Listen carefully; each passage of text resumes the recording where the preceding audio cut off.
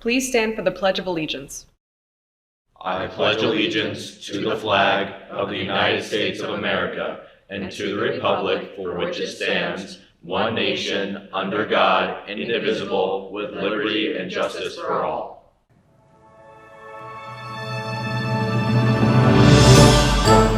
Good morning, Hopewell. I'm your host, Madison Gillespie, and I'm bringing you this week's Morning Buzz. Today is Friday, January 27th, and today is an F day.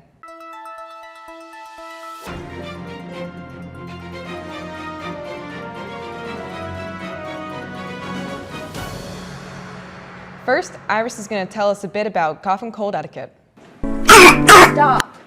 I got you this time, but next time, cover your own mouth.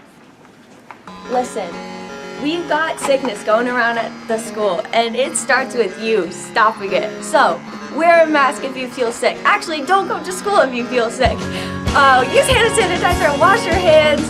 Don't cough on other people's faces, ever.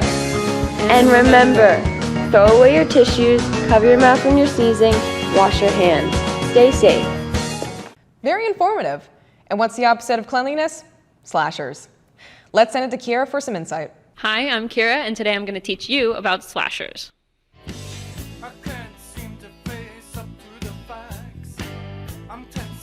Let's start at the beginning of horror in the late 1800s, in plays and in silent films, which were often focused on classic creatures and the supernatural. As the genre was developing in the US, crime genres began to emerge in European countries as well.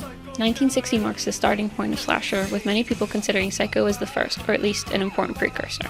Movies had more realistic and psychopathic tones and brought the killers to main character status. Plots and tropes that we see all the time today started being established. In the golden age of slasher, we find all the classics like Halloween, Friday the 13th, and Nightmare on Elm Street. They all explored new concepts and ideas while solidifying the genre as a whole and showing that they can be powerhouses of moneymakers. They're dirt cheap, and they make a buttload of money. And here comes the Silver Age, where there were many supernatural-based plots which costed a bit more in production depending on the film, and there were sequels galore. The genre's concept had worn kinda thin, until... The important thing about Scream is that it's self-aware. It subverts and plays with tropes. For example, the characters have seen horror movies before and know how to survive within them. The slasher genre has been revived, starting the postmodern era. And now we see the effect of Scream's success and the many previously overused tropes, parodies and spoofs.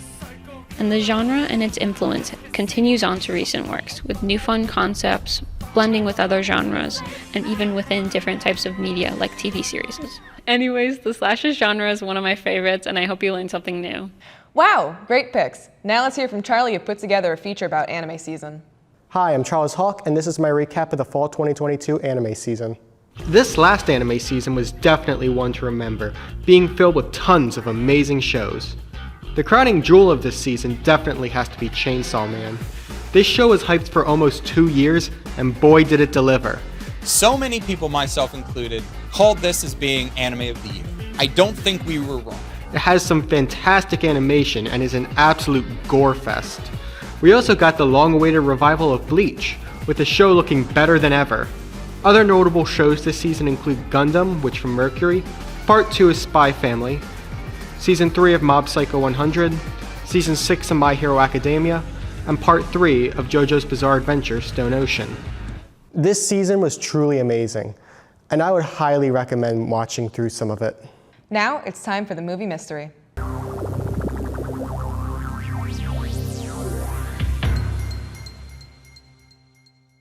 But what we found out is that each one of us is a brain, and an athlete, and a basket case, a princess, and a criminal. Does that answer your question? Sincerely yours, the Bear.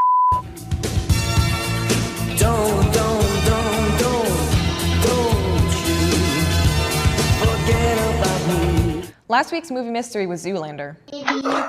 Excuse me, bro. You're excused. This is Madison signing off.